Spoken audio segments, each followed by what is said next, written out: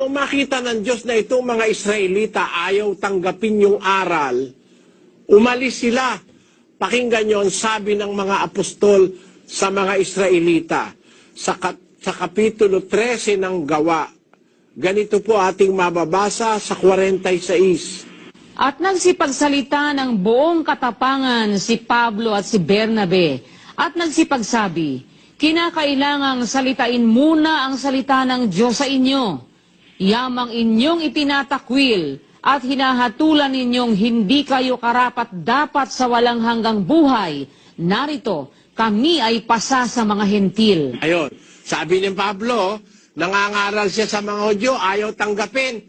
Kayo palay ka, ayaw nyo palay ka ng walang hanggang buhay, paparoon kami sa mga hintil. Doon po ngayon nabuksan ang daan papunta sa labas ng Israel. Kaya si Pablo pumunta ng Grecia, nangaral siya doon sa Athens, sa Thessalonica, nangaral siya sa Corinto, nangaral siya sa Epeso, sa Asia Minor, nangaral siya sa 7 lugar sa Asia Minor nung una.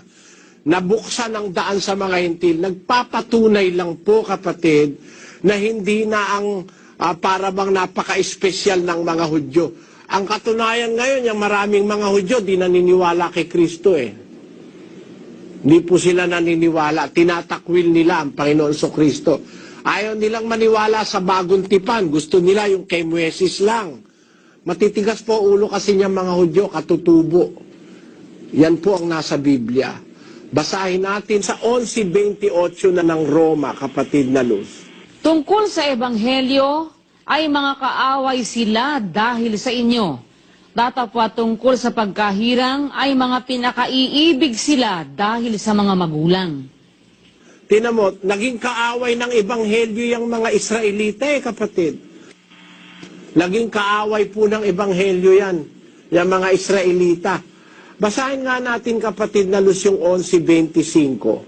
Sapagkat hindi ko ibig, mga kapatid, na di ninyo maalaman ang hiwagang ito.